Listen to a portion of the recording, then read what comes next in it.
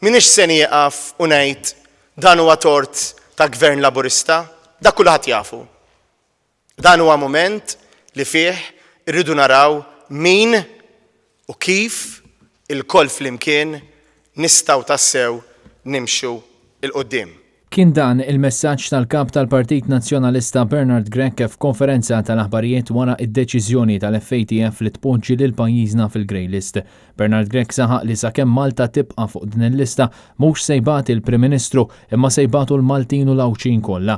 Il-kap tal-Partit Nazzjonalista reġa' appella biex minnu fih tinħoloq task force nazzjonali biex flimkien noħorġu minn din is-sitwazzjoni li ninsabu fiha. Ejjew madwar il-mejda biex nagħmlu dak illi hemm bżonn biex verament inkunu qegħdin naħdmu favur pajjiżna. Kull stakeholder għandu interessi tiegħu, però għandu fuq kollox l-interess prinċipali li huwa Malta. U allura kif ukoll il-Partit Nazzjonalista għandu ukoll l-ewwel interess tiegħu il-Malta, jiena nemmen illi l-koll flimkien nistgħu madwar mejda nkomplu nitkellmu, nisimgħu lil xulxin u b'umiltà anki naslu għal aġenda waħda biex verament Malta tiġi l-ewwel u qabel kollox. Bernard Grech wassal messaġġ lil Maltin u l-Awċin li jinsabu nkwetati.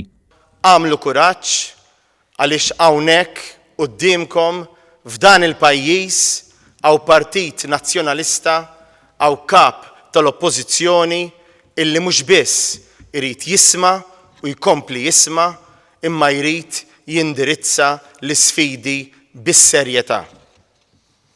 Għaliex pajjiżna jixraqlu u pajjiżna għandu bżonn li jitneħħa mill-aktar fis possibbli minn din il-lista il-kriża.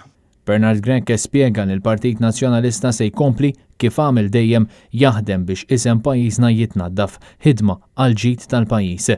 Filwaqt li preżenti kien hemm il-grupp parlamentari tal-Partit Nazzjonalista, din il-konferenza tal-aħbarijiet kienet indirizzata mid-deputati Kristi De Bono u Mario De Marco. Kristi De Bono spjegat kif taħdem l-FATF u xi tfisser meta pajjiż jiġi grey listed, fejn saħqet li dan ifisser vot ta' sfiduċja fit-tmexxija tal-pajjiż.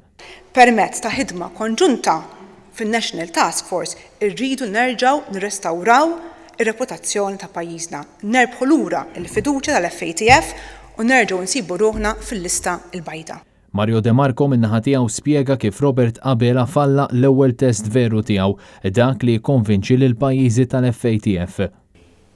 Fil-waqt li dil-problema għandha dimensjoni politika qawwija, però din hija problema nazzjonali.